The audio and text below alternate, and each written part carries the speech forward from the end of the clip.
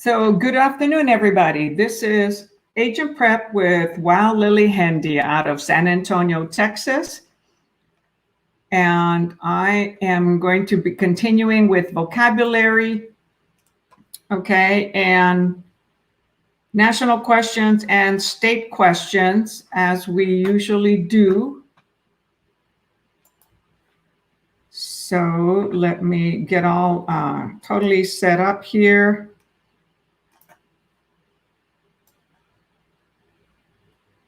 And we will start our vocabulary.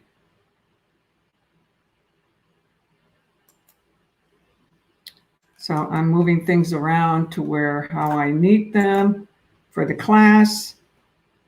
So bear with me a little bit here. It's been a crazy day. All right, so let's get the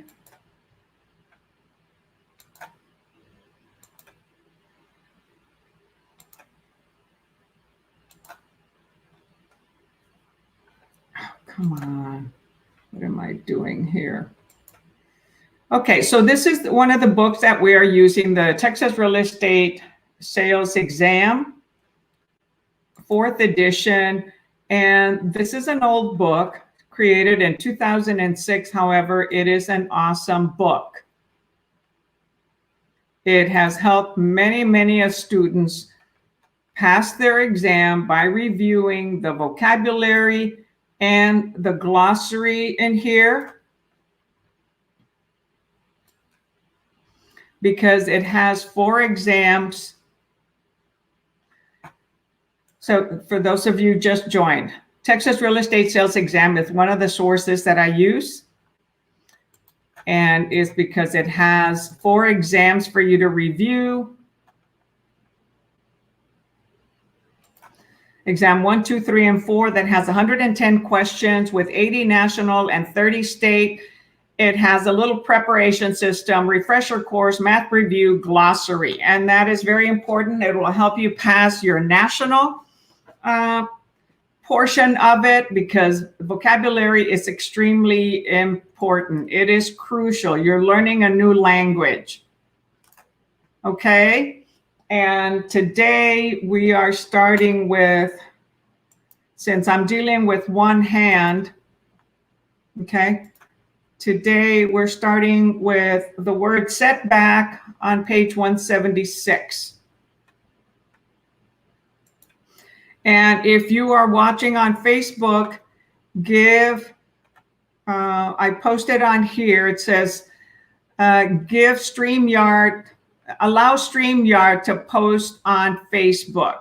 So when you write a comment, okay, on StreamYard, okay, so I've got some individuals here.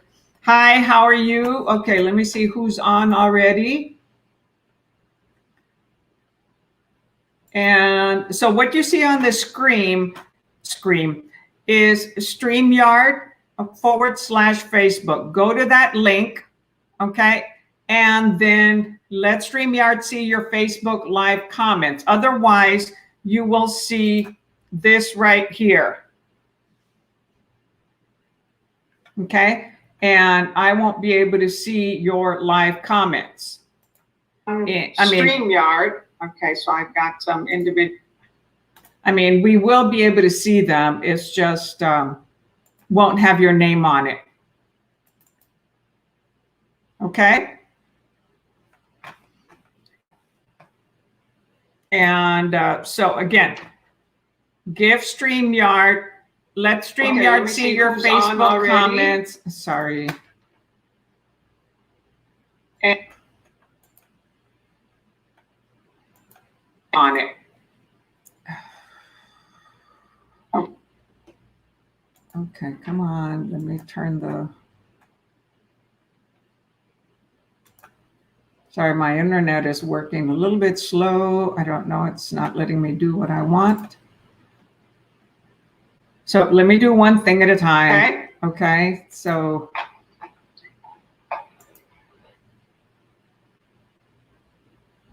It's not letting me turn the volume off on. Gosh, this can be frustrating. So you see how it says here, Facebook user, it doesn't show your name. So when you let StreamYard on it, post on Facebook, then I can see your name. Working a little bit slow. I don't know. It's not letting me do what I want. Your Facebook user, it doesn't show your name. All right. So we're going to continue on and do vocabulary, starting out with setback up here on page 126.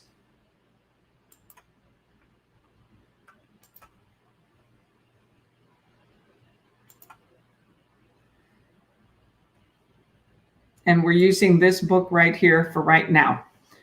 And when we get to national questions, we'll be using a different book. So now it's telling me that PDF is not responding. Okay, there we go. All right, so we're on setback. And again, vocabulary is crucially important for you. So make sure that you study vocabulary, okay? And I'm putting my my phone on mute so that I don't get any interruptions. All right. So setback, the amount of space between the lot line and the building line, usually established by a local zoning ordinance or restrictive covenant. So a setback is when you have a lot with a home on it, the local zoning will let you build up to so many feet away from the back, which is usually about 20 feet. Some area could be 10, 15, and a setback on the sides of 10 feet from the boundary line on each side. The deed restrictions or other restrictive covenants that belong to a subdivision, those might be tighter, but first they have to meet the local zoning, okay? So setbacks. On the front, it could be 40, 50, because it goes from the middle of the road to the front of the house as to where you have to start building. Okay, so it's Nadia Red. Nadia is who was here. And I couldn't see her name on here. Hi, Jesus. So we've got Jesus on here right now. See how you'll be able to see his name in case he's on YouTube. So he's on YouTube, right? Watching on there because I am showing it or streaming it to YouTube. All right. Settlement statement. In the old days, it was called a HUD-1. If you're doing a cash transaction, it is still called a HUD-1. Oh, you guys, and I learned something on my computer. If for some reason the recording looks blurry on your computer, you have to go to the settings, okay? And let me see if I can show you. You have to go to the settings and change the resolution to 720 or to maximum. Otherwise, it might look blurry on your computer. However, it's not really. Okay, let me see if I can show you, okay, on the settings on the computer. It's the resolution. You know what? I can't show it to you on here. So anyway, if you see the text blurry on your computer, it's not the video. It's the setting on your computer for the resolution. And all you have to do is change the resolution from a very low one to about a 720. Okay, and then you'll be able to see a clear screen. I know, because that happened to me and I had to adjust the resolution on my computer. I was like, dang, man, this is a really bad video, but it wasn't the video. Okay, again, you got it? adjust the resolution to your monitor, the viewing of the video, so that you see a clearer lettering. All right, don't blame the speaker. It's actually the computer setting, the monitor setting. Okay, so in the old days, it was called a HUD-1. We still do have a HUD-1, and that's the settlement statement on cash deals, because it doesn't have to go to a lender. When it's with a lender now, it's called a closing disclosure, called a CD. Okay, not a CD like you buy at the banks, right? A certificate of deposit. It's a closing disclosure. That form is used to itemize all the costs related to closing of a residential transaction covered by RESPA. So Real Estate Settlements Procedures Act regulations. Know RESPA. Know your acronyms. Severalty. The ownership of a property by only one entity. So it can be one person or one company, LLC, corporation, subcorp. So that is severalty. It's one of the 4 types of ownerships. One of them is severalty, tenants in common, joint tenancy, and tenants by the entirety. In the state of Texas, it's community property. And so severalty is one person only or a legal entity.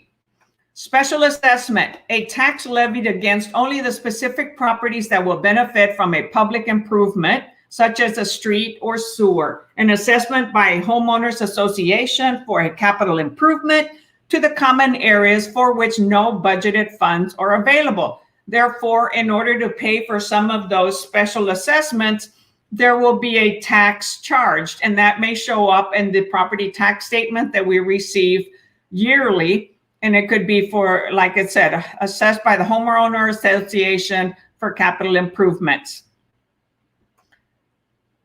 Special warranty deed, a deed in which a grantor guarantees the title only against defects that may have occurred during that one ownership of the property, and not against all defects, any defects that occurred prior to that time. So if you own the property right now, and you don't know what the ownership history was in the past, and you don't want to warranty that, you will do a special warranty. Lenders, foreclosures, deed of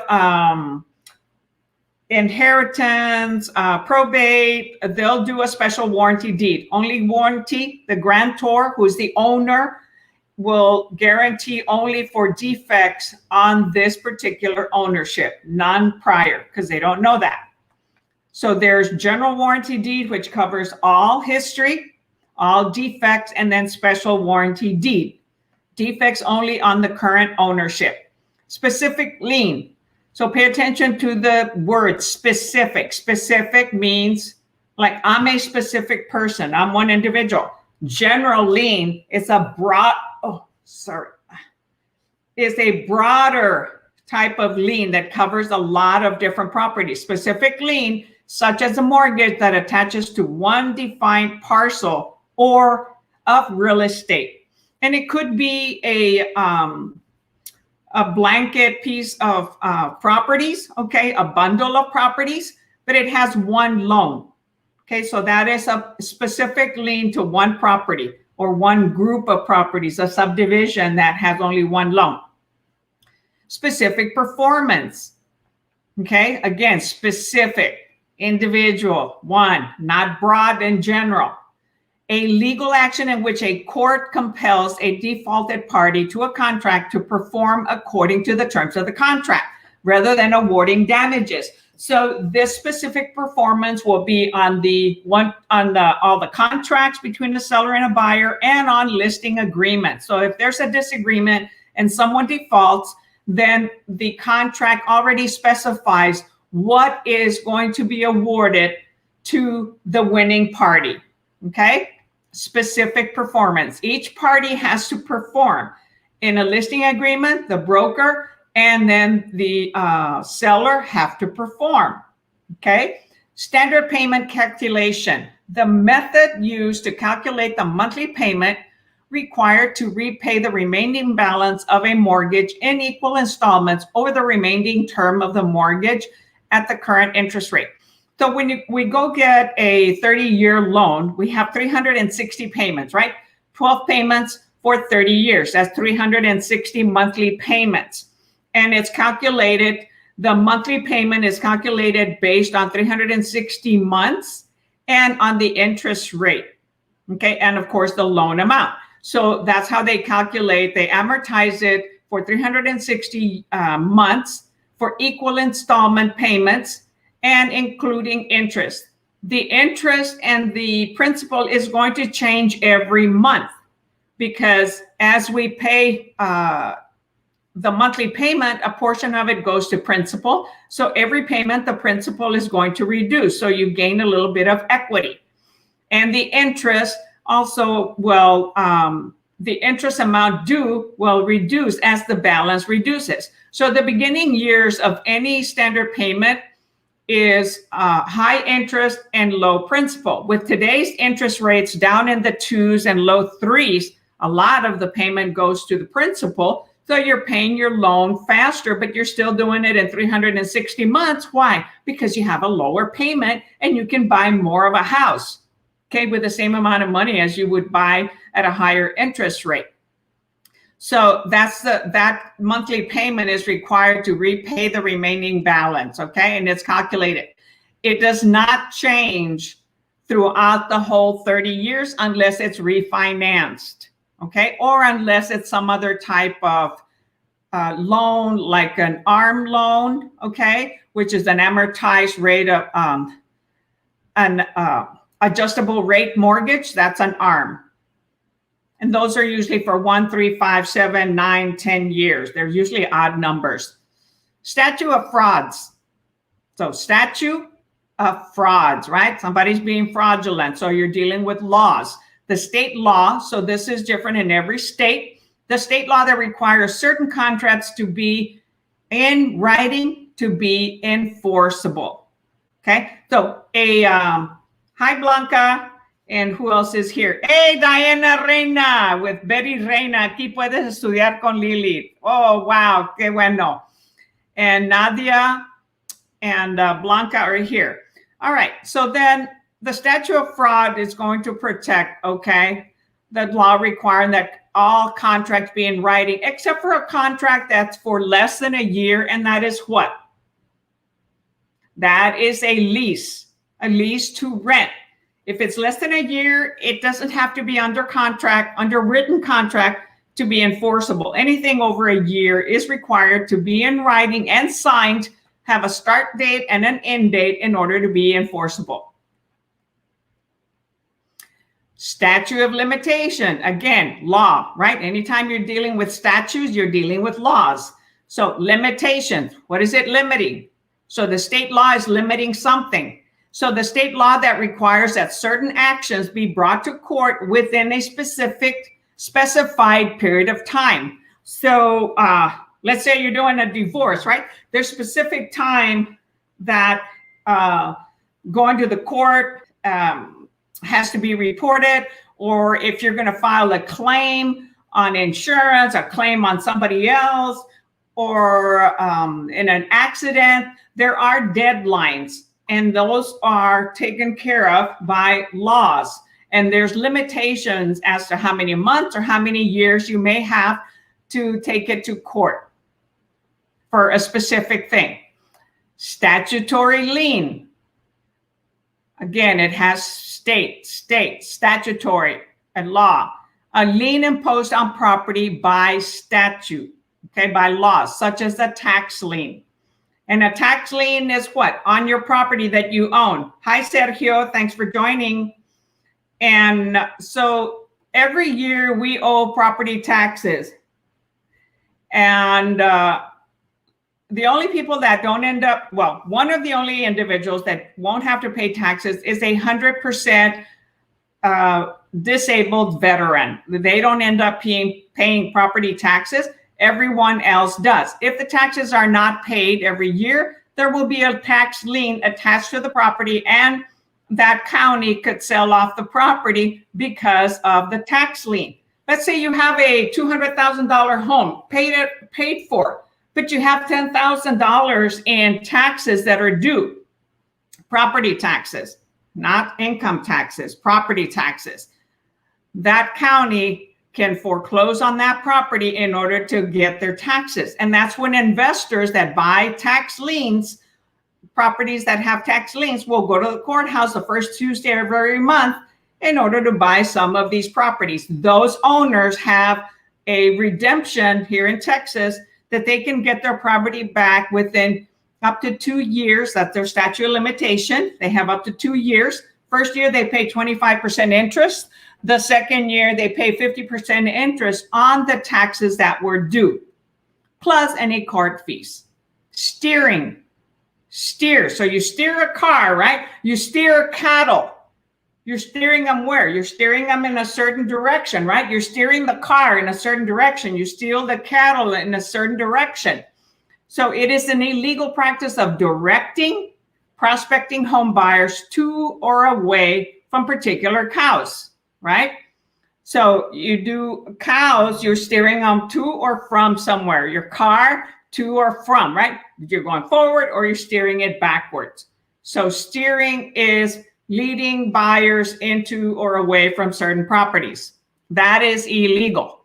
The other one for sellers is called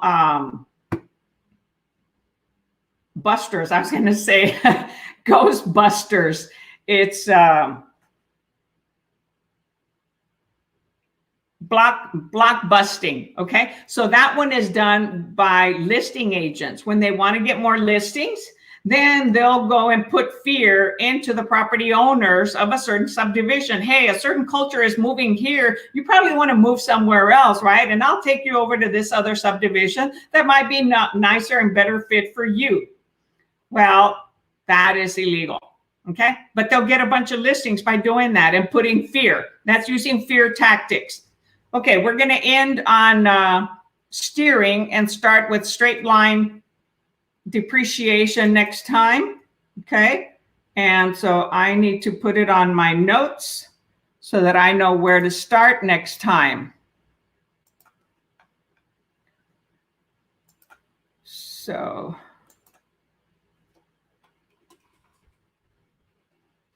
okay, come on, computer. So it's not steering, dang it. What was it? Straight line depreciation on page 177. And I'm typing with one hand because I've got a fractured right hand, okay? Straight line depreciation. Page 177.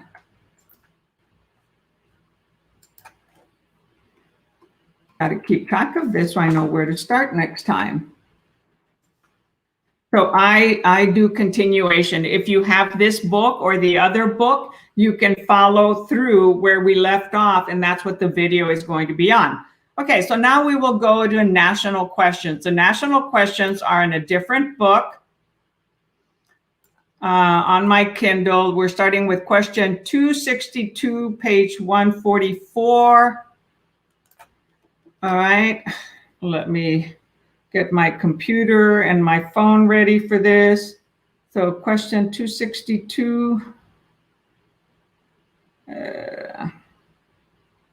Okay, right there.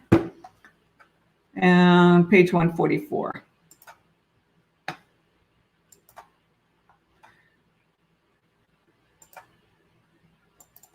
So I bought this book. Come on, why is it not open it up?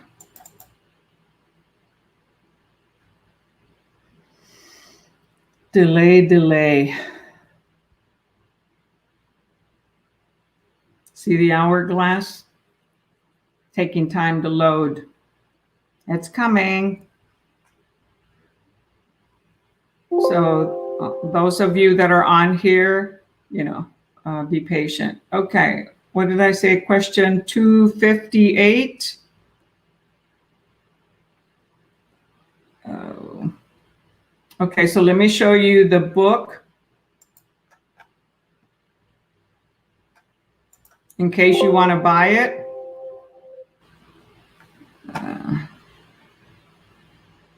No. So this is the book, Texas Real Estate License Exam. The other one was Texas Real Estate Sales Exam.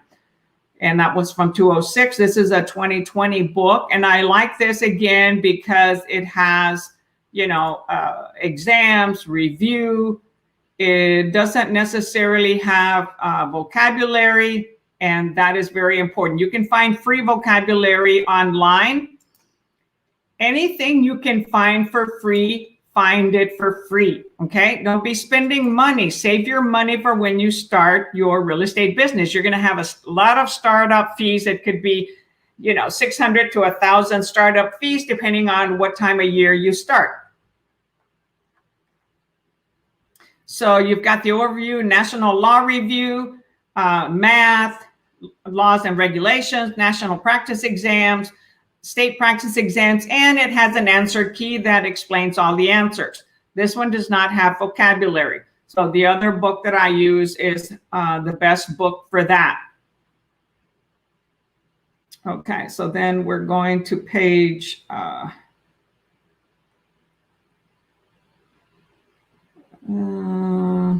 what was it? Question 248.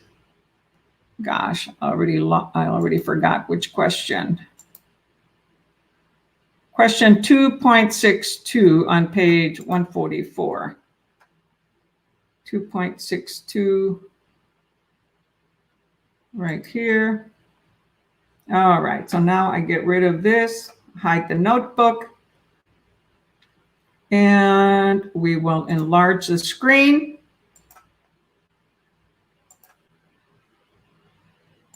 And I'll be taking my face off of here so that you can be able to see larger text.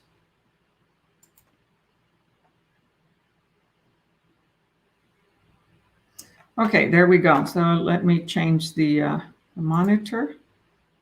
You don't need to see my face for the whole thing. You'll see a broader screen. All righty. So these are national questions. It applies to anybody from any state. Okay, so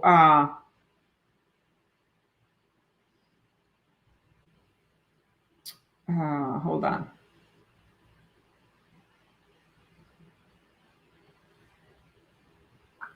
So I had a student that passed his state yesterday and his national today. So he did it consecutively. He didn't take a break.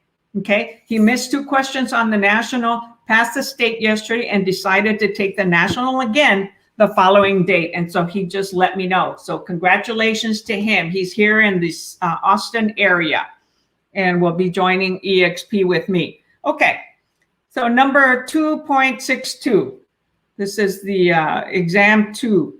To make a successful claim of adverse possession, the adverse possessor must satisfy which of the following criteria? So adverse possession, okay? So you got to look at what it's talking, adverse, not something amicable, okay? And so hold on, I have some other students that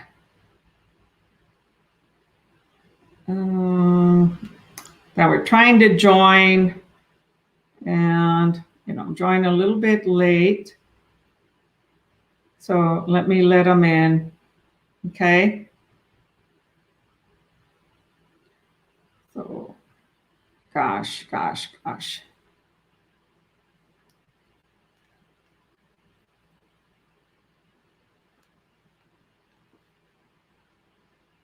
And, it would be nice if everybody would answer all the questions correctly.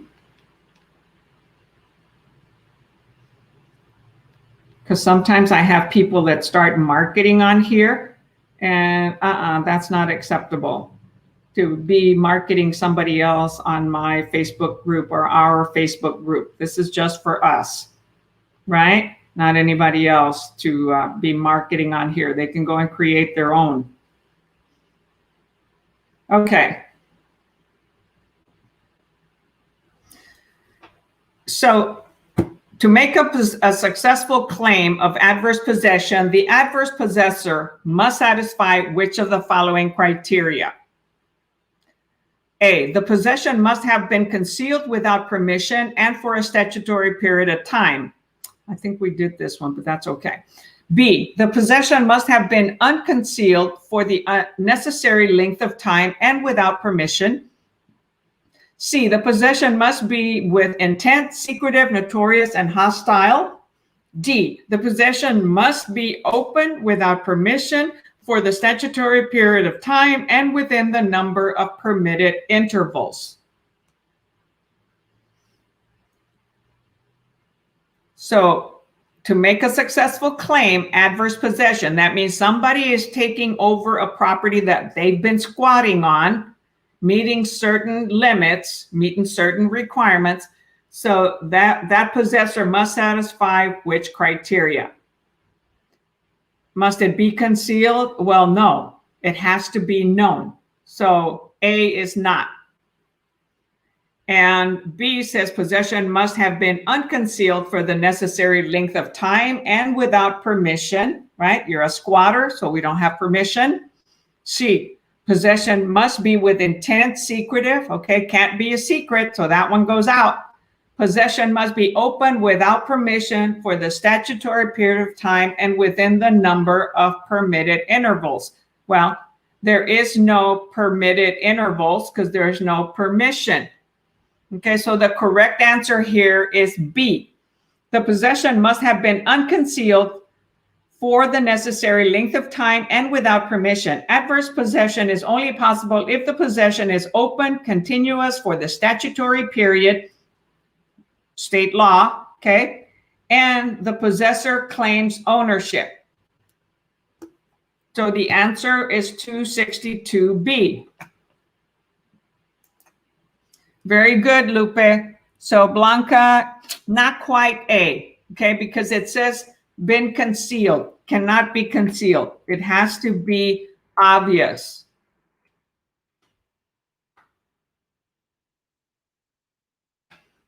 So 2.26, 2.62B.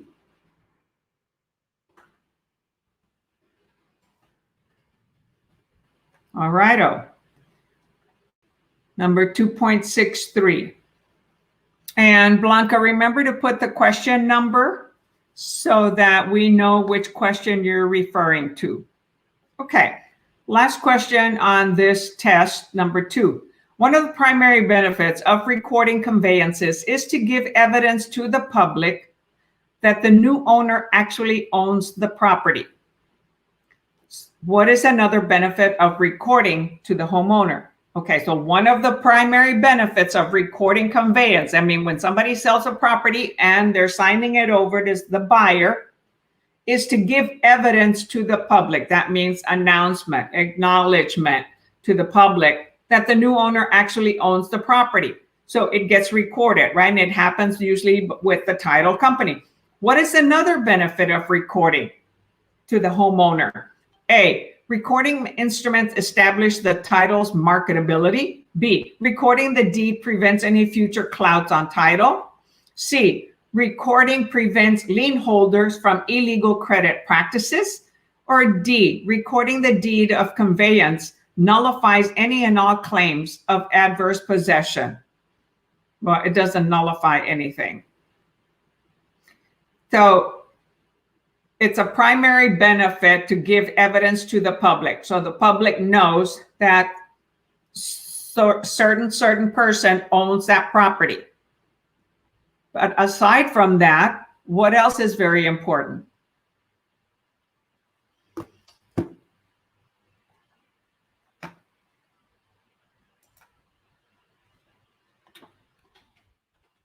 Take a moment to think about this. And write down your answer. It's awesome for you to participate here. You're not going to be judged or criticized. This is to help you understand the material. Okay, Lupus says B. D prevents any future clouds on title. Not quite. there can be other clouds on title, like you got married, you got divorced, name changes. There could be easements or encroachments. So it doesn't prevent that. The answer here is A. Recording instrument establishes the title's marketability, because it's going to show if it's a fee simple property, okay, meaning they have all the bundle of rights to be able to market that property. It has their name on the property, okay, and so what type of ownership, the name, and whether there is a lien on it. The warranty deed, okay, will have that. So it provides title's marketability, because what the title company is going to do a title search and make sure that it's a clear property. Melissa and Lupe, the answer is A. It does not prevent future clouds on title.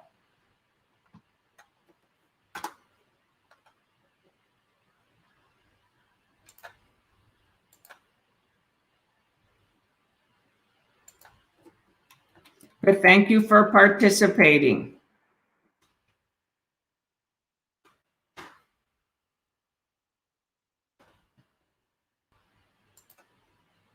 Okay. All right, number 3.1. Let me see if we can get it all on one screen. Yes, right there. Let me enlarge the text and see if we can get it all on one page. Yeah, okay, so this adaptability relationship intention agreement.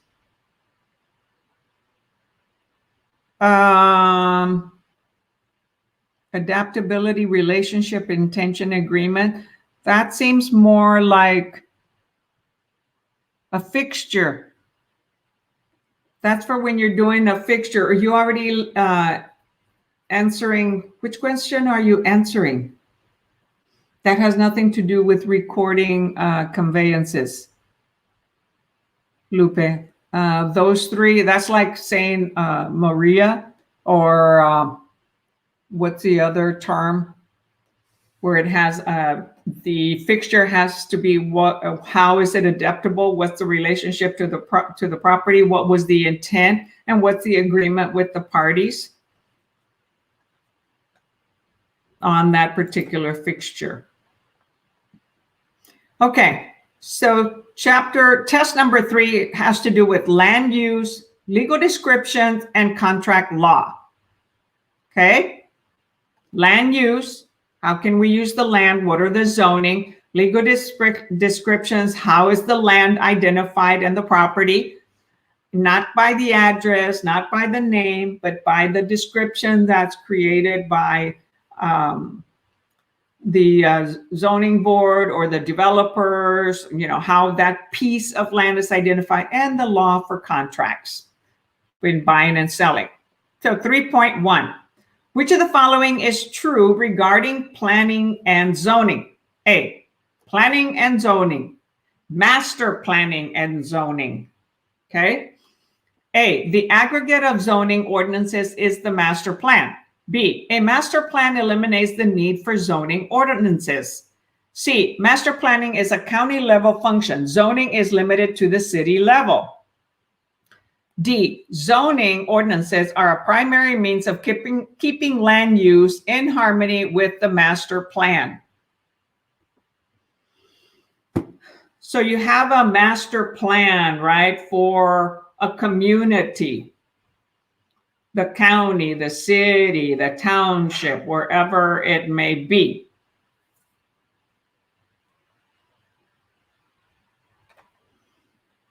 Because, there's county zoning, there's city zoning, and then there's covenants and restrictions that are for deed restrictions for a subdivision.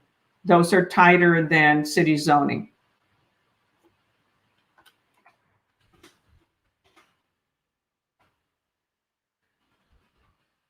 Oops, I was writing down the wrong answer. Anybody? Come on, take a risk. Nobody?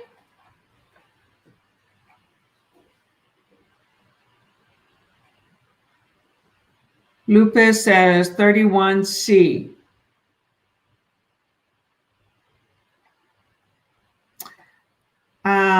Not quite, Lupe. There's county zoning and city zoning. So zoning is not just city level.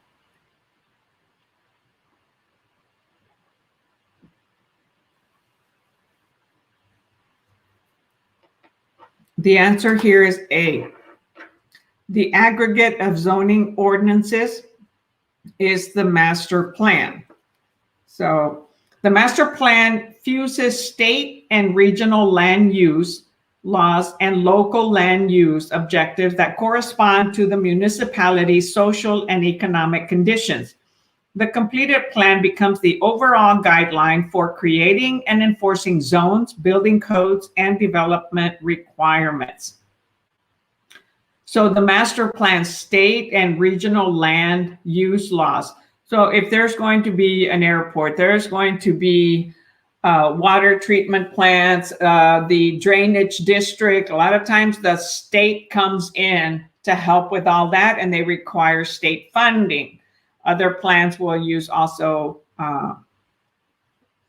county funding, right? But the master plan brings together state and regional land use laws with local land use objectives that correspond to the municipalities, city within its own government, social and economic conditions. Okay. So 31A was the answer. Not 31, I'm sorry. 3.1A. All right, 643. Okay, we'll be moving to state questions shortly. So 3.2, the basic intent of zoning ordinances is to do what? Zoning ordinances is to do what? A, establish the basis for public ownership of land for the common good. B, establish subdivision rules and regulations. C, specify usage for every parcel within the zoning authority's jurisdiction. Or D, restrict development in unincorporated areas.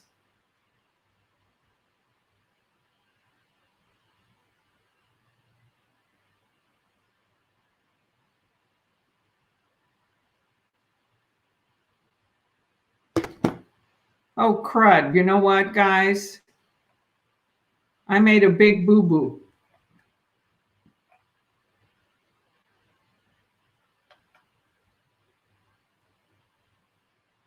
It explains here as the primary plan. I'm sorry.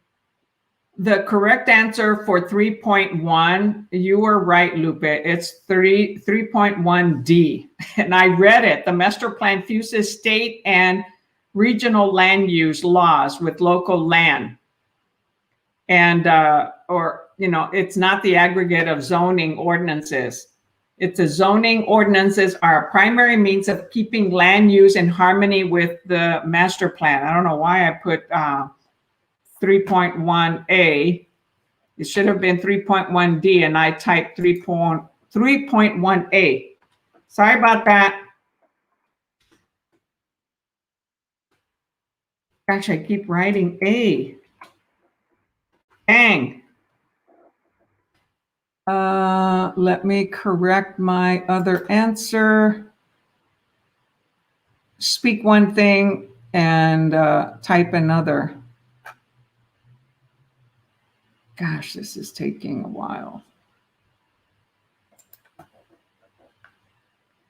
Okay, so going back, 3.1A, 3.1 is Z. Zoning ordinances are primary means of keeping land use in harmony with the master plan. And what was the master plan? It deals with state, okay, and local land use. So excuse me for that.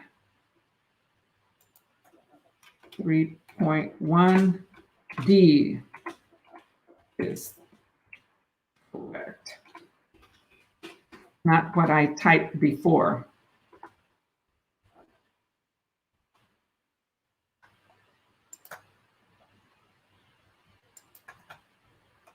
So you guys got to keep track of me. See why I'm typing the wrong answers? Edit.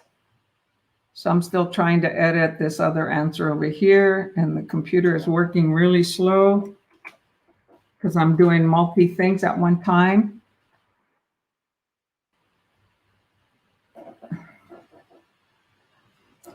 Come on, computer. It's either the computer or my internet. Not sure which one it is.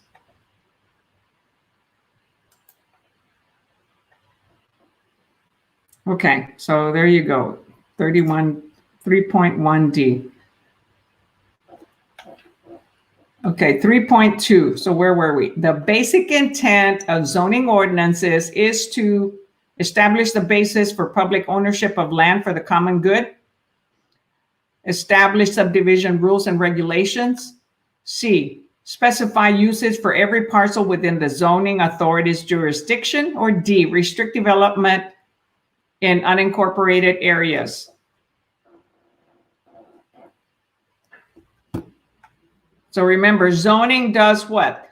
They have the master plan of how the city is going to grow, if it's going to annex freeways, malls and things like that. They may have a 5-year, local business plan or development plan, economic and social. So zoning is one of the police powers, right? So it controls, it has authorities. So 3.2C says loop it, and that is correct. Specify usage for every parcel within the zoning authority's jurisdiction. So some individuals may go to zoning and let's say, hey, I want to put a manufactured home in this subdivision. They go to zoning and zoning says, oh yeah, it's acceptable there. Well, they go and the neighbors in that subdivision said, no, you can't do that. The guy says, or the person says, well, why not? Because there are subdivision deed restrictions that are tighter than the city zoning. So in addition to asking the city zoning, an individual that's buying a piece of land and within a subdivision has to find out what are the restrictions and covenants and conditions for that particular subdivision. And we call them the subdivision CCRs, covenants, conditions, and restrictions. So very good.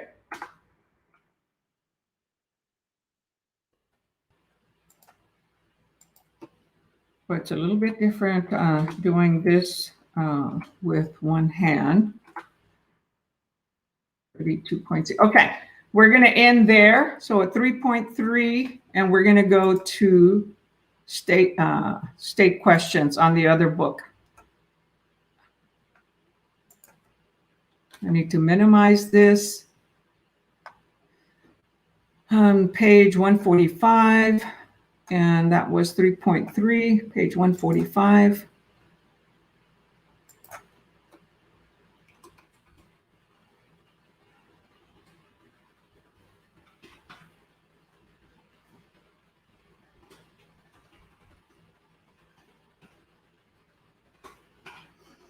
All right, and the answers are on page 249. So this is a book that you can all buy. However, I have multiple sources within our Facebook group. So the Texas Real Estate License Exam book, that one is not in there because it is a new book. But the one for the state is the Texas Real Estate Sales Exam Guide that we're going back to continue with national questions. I'm sorry, with state questions. We always do vocabulary, national, then state. I may be changing the class a little bit and dividing the classes into 20-minute sessions, and one day cover vocabulary, another day cover national, and another day covering state. So you'll be notified of that on our messenger groups.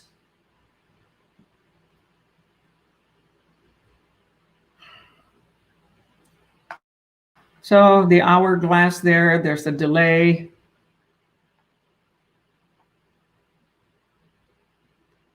Could be I have too many things open, not sure.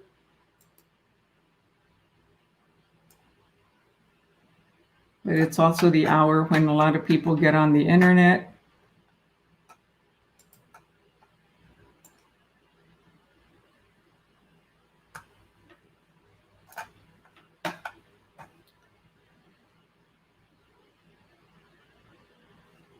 No, I don't want you to see the answers. Okay, state questions. Come on. React. Respond carefully. Thank you for having patience with me. It's a little bit challenging doing things with one hand. And I have to move things to different monitors. Oh my gosh.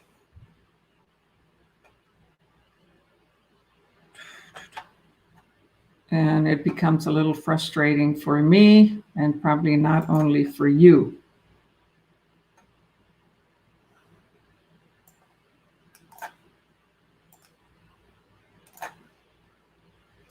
Okay, so where are we starting with state questions? Okay, state questions, we're starting exam 4, page 81. Question 81, page 215.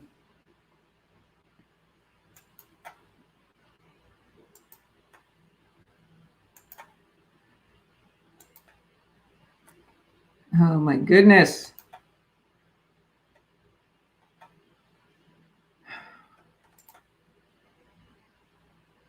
215. No, I think we're starting exam 3. I think we finished exam 2 last time, and I wrote the wrong thing. I said exam 4, but I think it's exam 3. And hold on, let me confirm that so that those of you that are studying with this book, you'll know. So we were on exam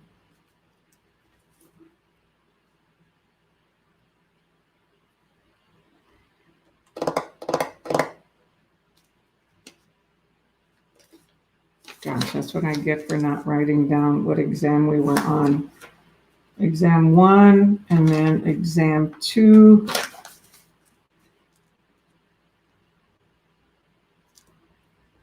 Question 106, page 200. So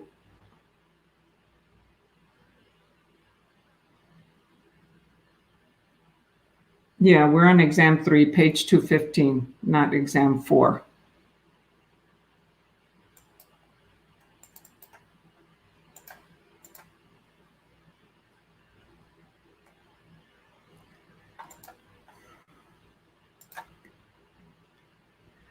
All right, so exam 3, question number 1. Oh no, the state questions, okay, they start with question 81.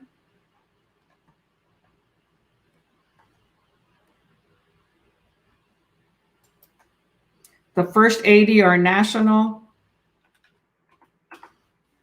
The last 30 are state.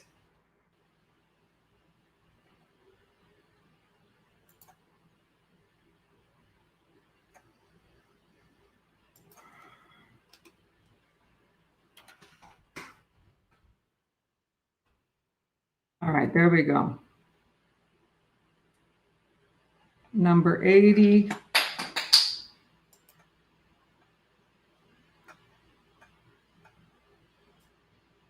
All right, so the earnest money, no, sorry, 81. The earnest money, sorry guys, I'm a little flustered, saying one thing, doing another. Question 81, those are state. From 81 to 110 in this book are state. What law governs the relationship between a real estate licensee and a client? What governs the relationship between a real estate licensee and a client? A, law of agency. B, Clientele Act. C, statute of limitations. Or D, Deceptive Trade Act.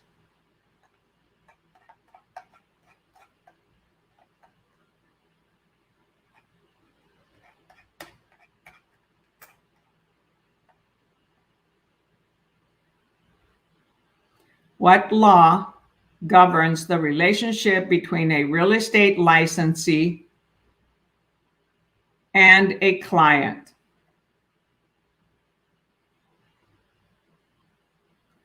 Law of agency, Clientele Act, statute of limitations, or Deceptive Trade Practice Act?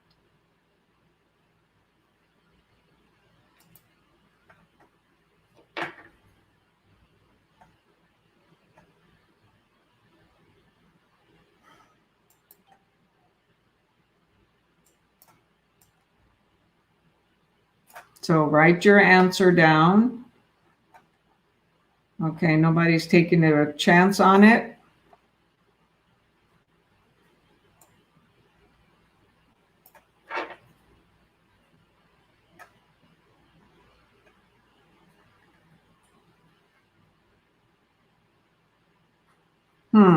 Okay, nobody is risking it. This is your time to participate. Okay, state questions.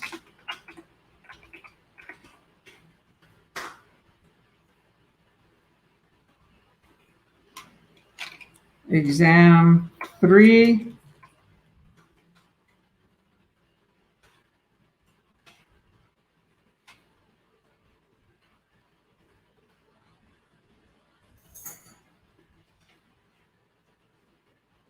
Anybody? No?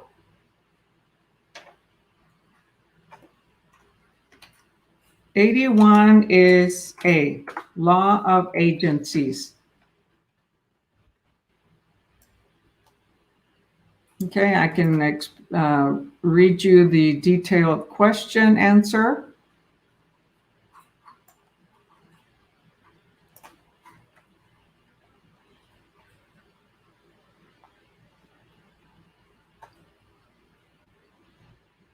Just as soon as the computer lets me. Okay. There is a whole body of law and regulations. Okay. And that is the law of agency that addresses the relationship between agents and their clients, right? As soon as we sign a document, a listing agreement, or a contract, then we have, and for the buyer, it's a buyer's representation agreement, buyer-tenant representation agreement. Then we have a relationship of client, and we owe our fiduciary duties. That's law of agency. The sum total of the various legal provisions that address the agency relationship is known collectively as the law of agency.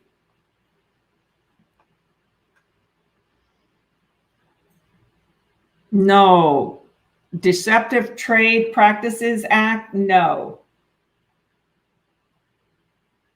The relationship between a real estate licensee and the client.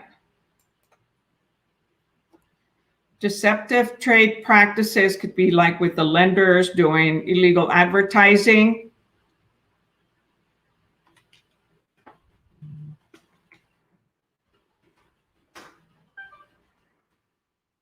Okay, so when we look up deceptive.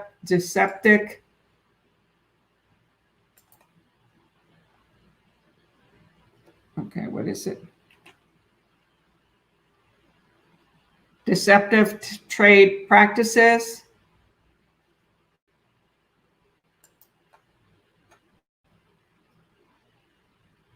So I recommend you look it up, see how I'm using speech to text, voice to text. Something went wrong.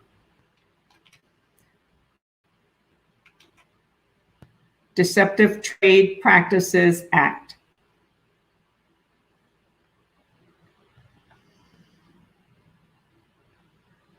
Okay, come on. Initializing. It's not working right. My voice.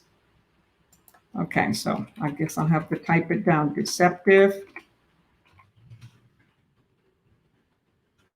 trade practices. So when in doubt, okay, Google it.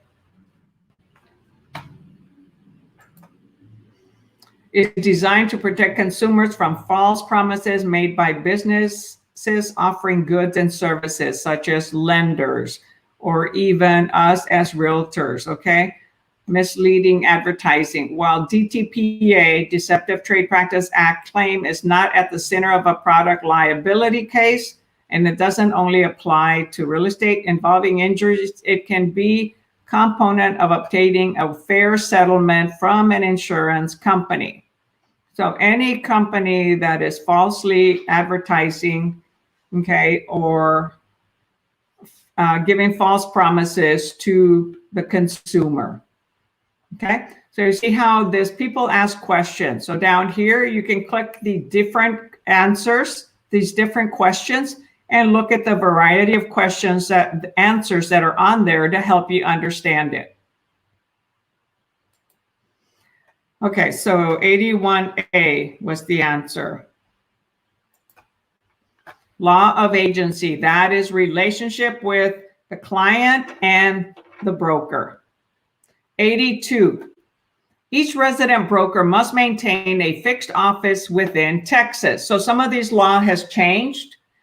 What must a broker do when he or she wants to maintain multiple offices? I believe they only have to have one license posted for, even though they may have different offices.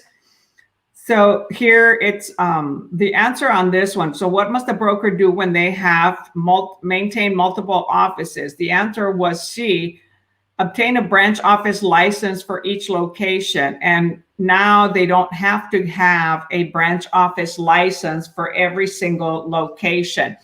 It could be a remote location or a computer location. Now we have online, okay, real estate, right? Like we do at EXP. So they're not going to have one in every place because we're on the cloud. But before, they required to have one at every location branch office. So I'm going to skip that question because that's an outdated question for Texas. Okay, 83. These are state questions for Texas, okay? And only Texas. Okay, so let's see, a Facebook user just commented. So who is this that wrote said, is this state or national? It's a Facebook user that hasn't given StreamYard permission for posting their name on Facebook. So again, remember, these are state questions for Texas. Number 83.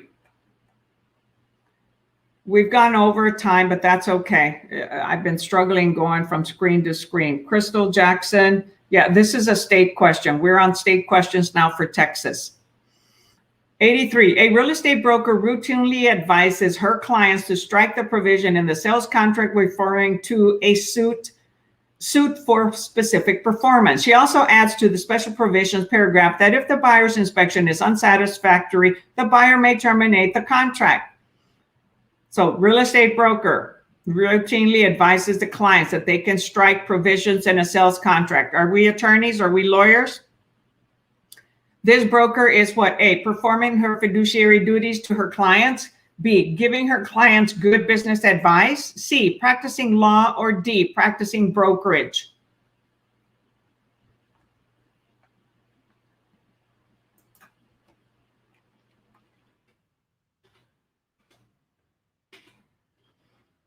Remember, we cannot practice law.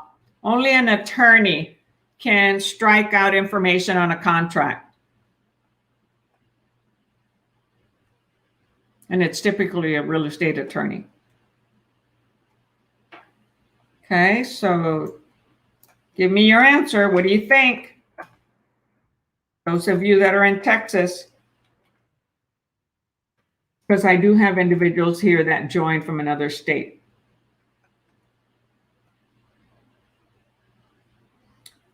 All right, the answer here is that broker is practicing law. That's a big no-no.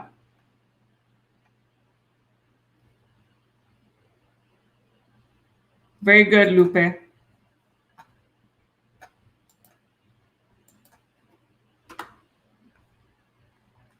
(83C) is the answer to that state question.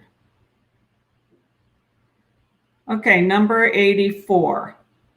Let me see if I can make this a little bit larger. I know a lot of you do it on your phone, and so far nobody today has said, oh, Lillie, I can't see it, or it's not clear enough. And so I do my best to accommodate by making things larger. All right, number 84, but when I do that, see, it doesn't all show up, and so then I would have to make other changes. And 84, the Texas Real Estate Broker Law Committee is made up, Texas Real Estate Broker Lawyer Committee is made up of what? A, 6 real estate brokers and 6 lawyers appointed by the governor. B, 6 real estate brokers appointed by TREC, 6 lawyers appointed by the president of the state bar, and 1 public member appointed by the governor. C, 6 real estate brokers, 3 lawyers, and 3 public members appointed by the governor. D, 6 real estate brokers, 6 lawyers, and 1 public member, all appointed by the governor. That's a good question.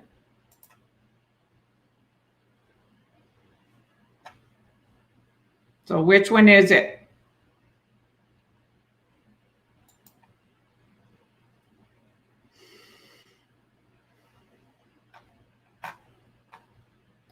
I'll make it a little bit smaller so you get to see all the answers. You know, I could get rid of the header, but then I'm starting to change so many things. Okay, anybody? Come on. This is your time to participate. Write the question and then the letter answer.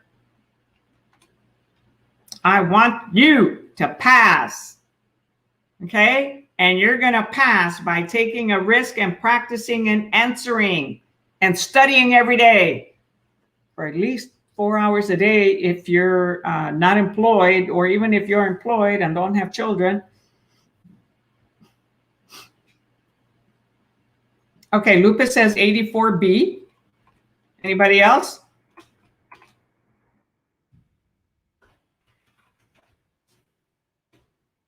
Sergio says B. Thank you. And that is correct. The answer is 84B. See, Sergio and Lupus at 84B. Oui, oui, monsieur. All right, number 85. Very good. Thank you for participating. This is where you want to do it. All 5 of you or 6 of you that are on here. Boy, classes have gotten smaller. I used to have up to 15, 20 students at a time. When something is free, they don't realize that so many students prefer going and paying money to some other people instead of doing something for free, even though I approve them to the class, right? Hey, if it's free, it's for me. I like to have you all see me so you can see my crazy, wild expressions, okay? 85, who does a buyer employ when signing a buyer representation agreement? Who does a buyer employ when signing a buyer/tenant employment representation agreement? 2 kids, 5 and 2. Yeah, I know, Lupe. Boy, your little one is 2 years old already. Man. And then you work, both of you. So buyer employs when sign. Who does a buyer employ when signing a buyer representation agreement? A, a salesperson. B, a broker. C, a principal. Or D, a consumer.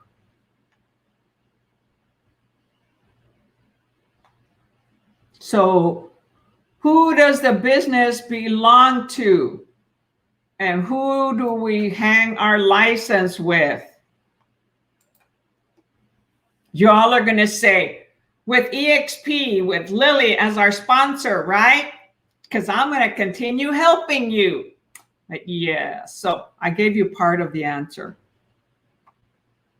Or I actually gave you the answer.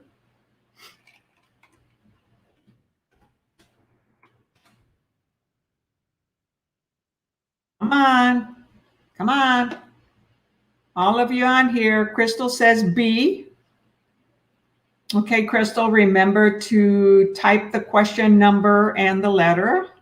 Lupus says B. Very good, y'all. There's 3 more of you, at least.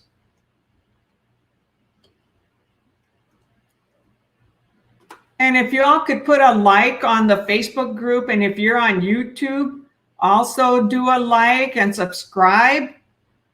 Would appreciate your support. So go ahead and like my like or write a comment on Facebook, like my page, and subscribe to my YouTube channel. So the answer is a broker, right? Every relationship, even though we are the salesperson that's dealing directly with the buyer or with the seller, the representation agreement, the agency agreement is with the broker because we're the associate for the broker, right? Right.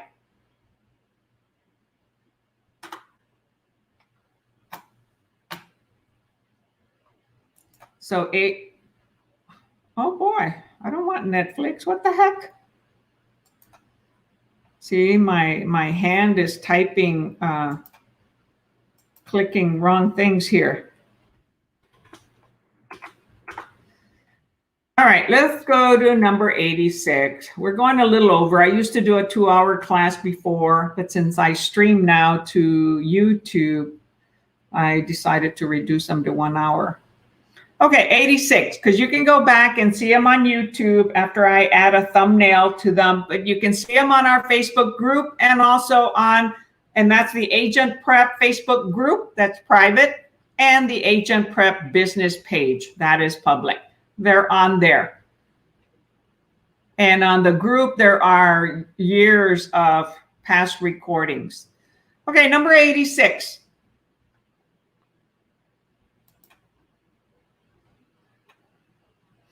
A closing occurs on July 5th. Put that in your mind. On July 5th, it closes. According to the terms of the agreement created by using the Texas Real Estate Commission, known as TREC 20-6 form, which of the following statements is true? And actually, our new contract started April 1st. There are big changes on there. However, this doesn't change. So it closes on the 5th. So which of the following statements is true? A, the buyer will be responsible for paying the ad valorem tax for July 5th, right? Ad valorem tax, or taxes that are in the property taxes section, okay? So things get prorated. B, the seller is responsible for paying the ad valorem tax for July 5th. C, ad valorem taxes will be prorated to the day of closing. And D, the seller will pay the ad valorem taxes for the current year prior to closing.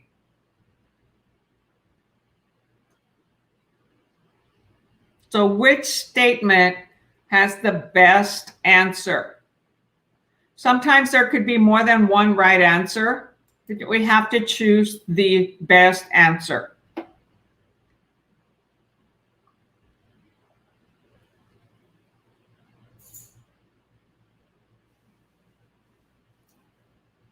Because taxes are prorated. In addition to HOA payments, in addition to lease rents, deposit, things like that get prorated. And they get prorated, what, to the closing date, right? That certain people pay for something and others pay for another.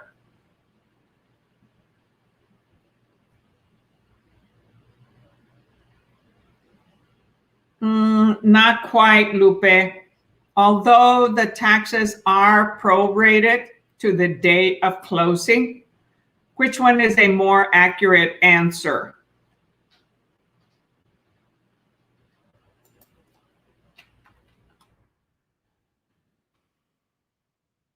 They're trying to find out, because of the different answers on there, who actually pays for the prorated taxes on closing date.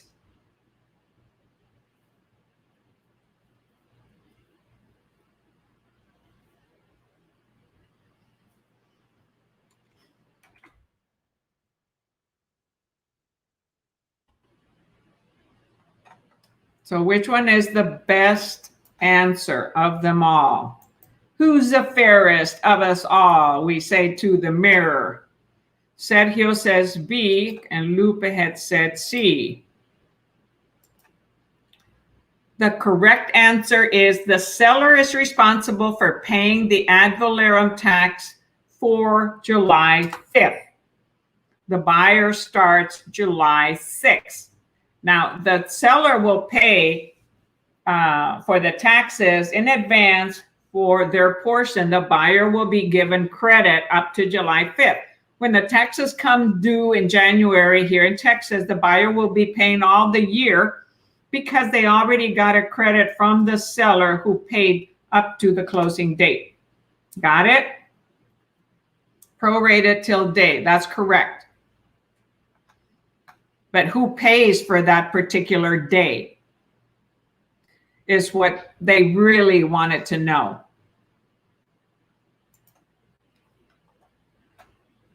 Okay, so it is the seller who's responsible for July 5th.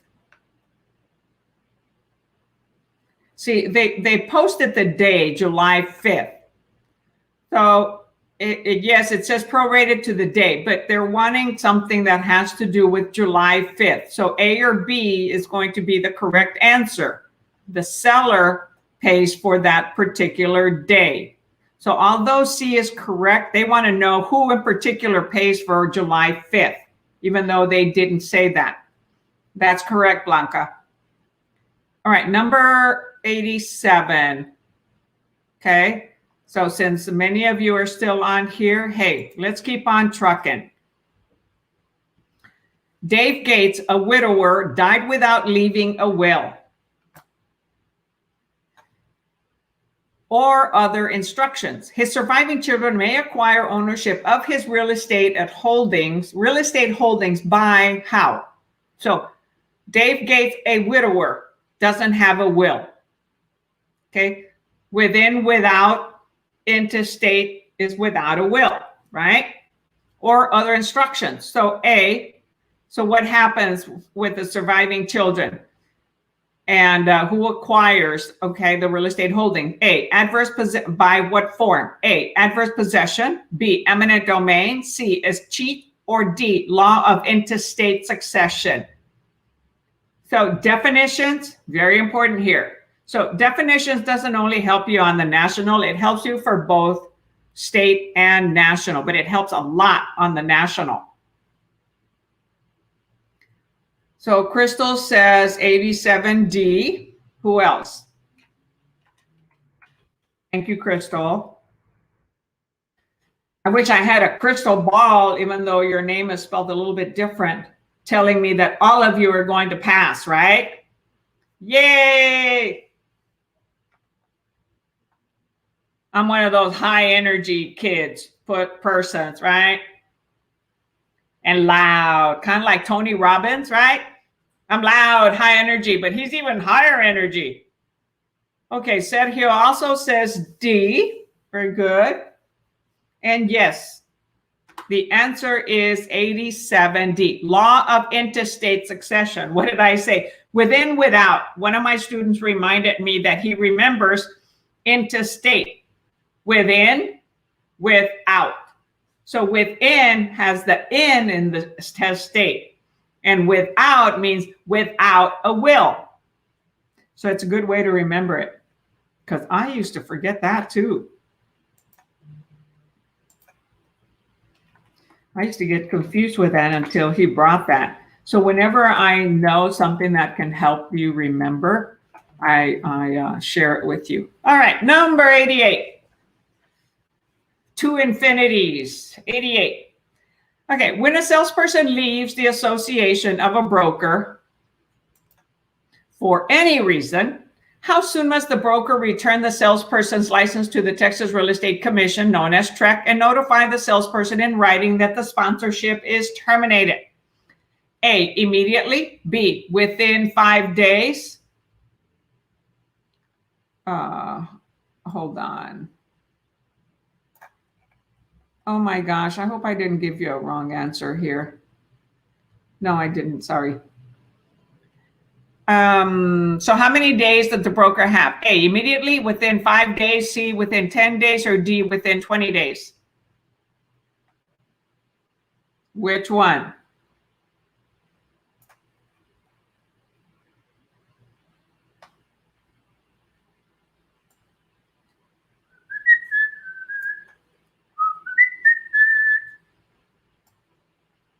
So I have an 88A.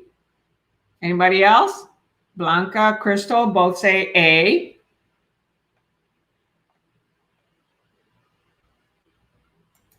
So that says immediately.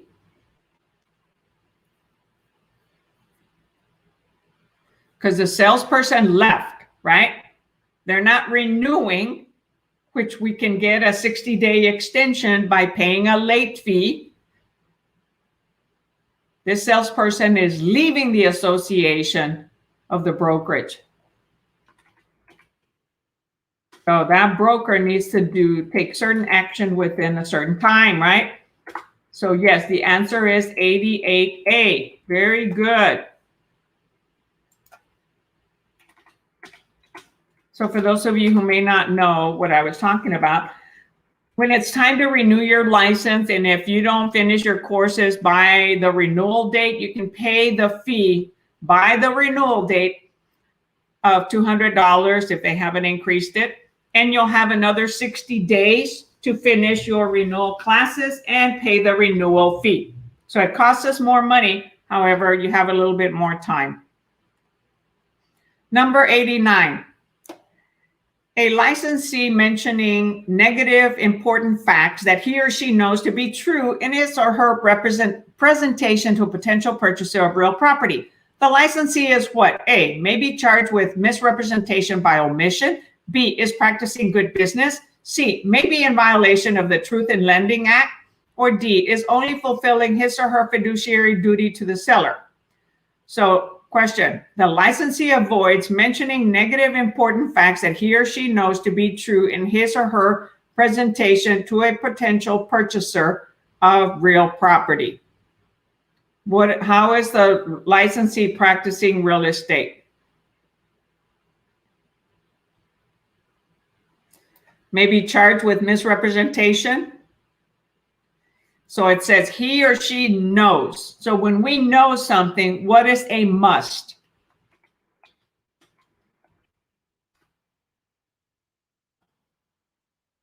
We must do what?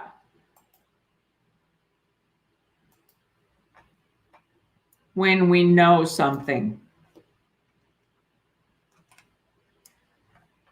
Come on, this should be an easy one.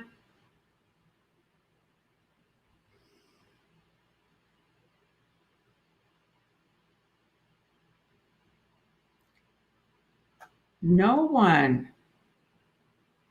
Wow. So a licensee doesn't tell a prospective buyer that they know about some negativity, important facts about that property. How are they practicing real estate? Are they misrepresenting, practicing good business, avoiding Truth in Lending Act? They're not a lender. Or fulfilling his or her fiduciary duty to the seller. Doesn't say anything about the seller, right? Okay, the answer here is 89A. Is we must disclose when we know material facts or anything about the property, whether we're representing the client or not. we need to disclose material facts to a buyer, especially when they ask. So the licensee is making a presentation here to a potential purchaser.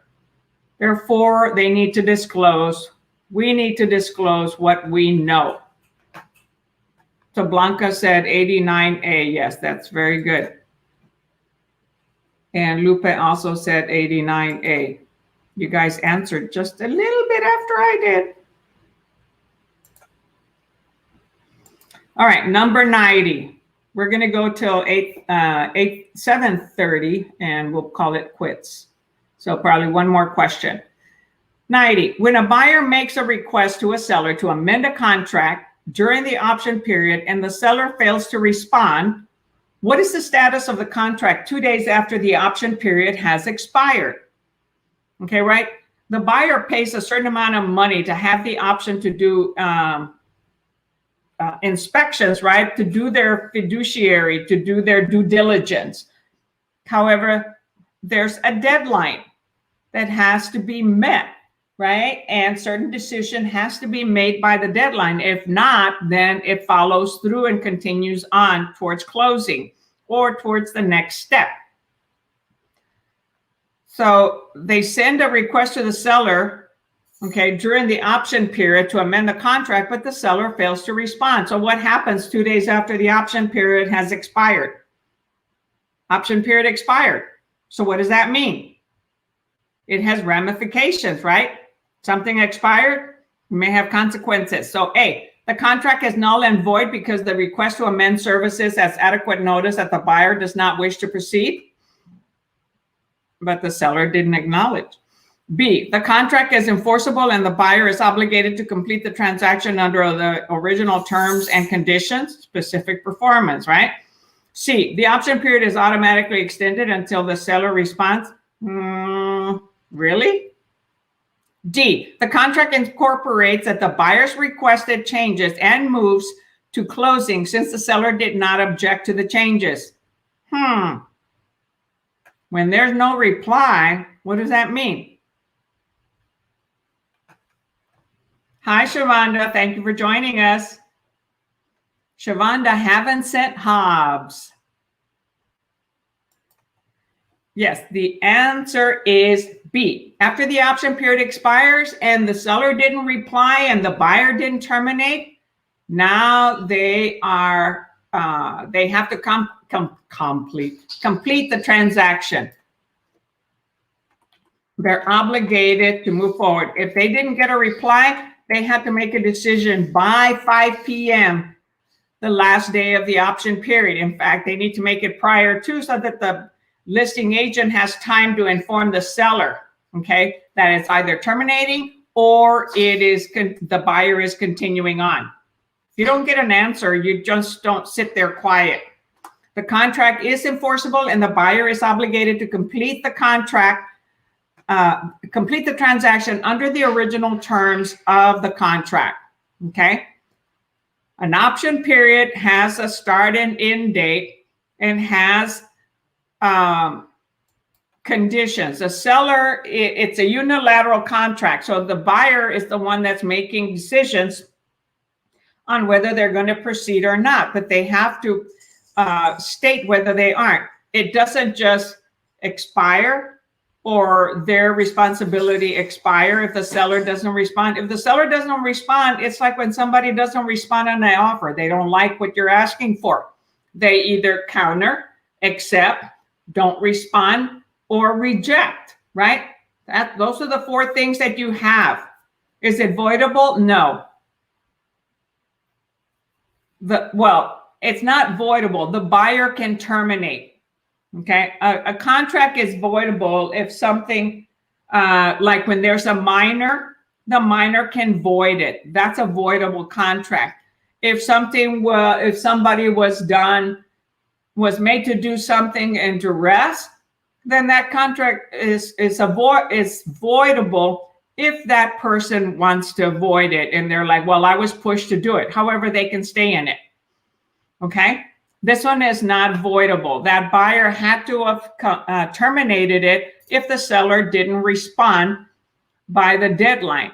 If their seller hadn't responded by 4:30, they better either terminate it or decide that they're moving forward. And it has to be done in writing, delivered to the listing agent in time to deliver to the seller, and have the seller acknowledge by 5 p.m. If it goes over 5 p.m., the contract continues under the original terms and the earnest money is at risk. Okay? So 90B was the answer.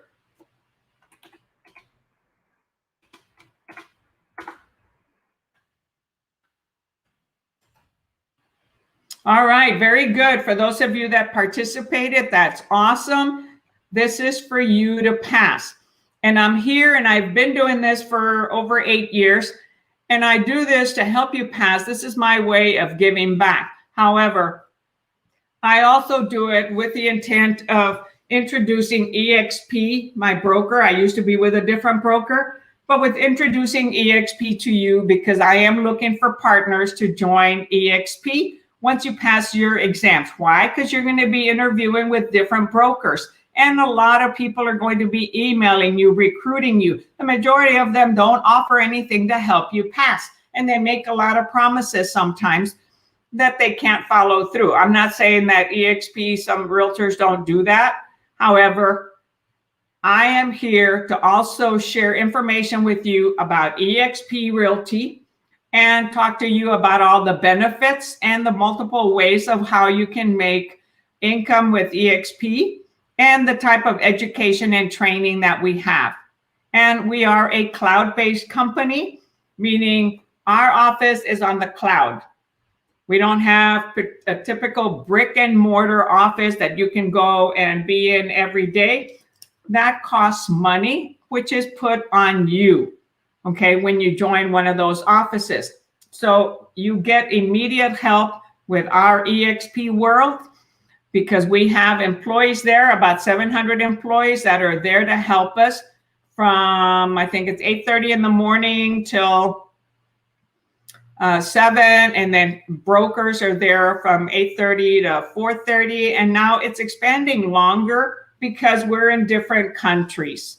And there's ways to reach people for help on our own Facebook workplace and through email. But the best way is the EXP world and through Facebook Workplace. And the mentor that you'll be assigned when you first start, you get a mentor for your first 3 transactions. It does cost you 20%, but only for those 3 transactions. And then we have a support group, the team that we're under, the partners that I have that are above me, that brought me in, and they're there for me, and they share a lot of stuff. We're an awesome company with collaboration that help each other. The best company that I have ever been with is EXP Realty. I have gotten to shake hands and sit next to the owner that created this, that used to be with Keller Williams. I never got to do that at Keller Williams. Shake hands and sit next to the owner and get to know him. Didn't happen. We get a lot of free coaching. Didn't get anything free coaching at Keller Williams. No. And you get paid if you become once you become a mentor later on. I am a mentor, so someone that joins EXP and chooses me as my sponsor, which I would like for you to select me as your sponsor. But before that, I'll share a video with you to learn all the benefits that EXP has to offer and how it's going to help you create your business, get started, and grow it. And all the partners that you'll be able to learn from, all the online coaching and call coaching, Zoom calls. It's awesome, fabulous. And attend world meetings that are energizing. All right. So whenever you have a question, send me a message on Messenger. If you're on a Messenger group with me, if you're not, send me a text so that I can add you to one of my Messenger groups. I added a lot of people today and I didn't have a chance to add them to a Messenger groups. So I have 4 different groups for National, Texas, San Antonio, and Rio Grande Valley that I add people to depending on where they're located. And you can join me at EXP no matter where in the United States you are. We have one cap, and one cap only, no matter where you are, New York, Florida, California, you have the same cap of $16,000. Some other states have $40,000 caps, $25,000 caps, $60,000 caps, like in New York, okay, and California. We have one cap, the same nationwide throughout, 16,000, okay? And once you produce a lot of sales, after you cap, you sell 20 more properties, you get that cap back. That's $16,000 you're going to get back in EXP stock, because we are a public company. We get stocks, we are awarded, and whenever we attract somebody to the company, we also get awarded stocks when they close their first transaction, and then thereafter we get what is called revenue share. I love that, because after I take my last real estate sign off a real estate property, I don't want to sell anymore, I don't want to produce, I'm still going to make money, passive income through revenue share. So come talk to me about learning about eXp Realty, and join me and select me as your sponsor, and I will be your mentor and help you through the growth of your company, setting up, getting going, and growing. All right, y'all. Until next time, catch you later. Have a good night.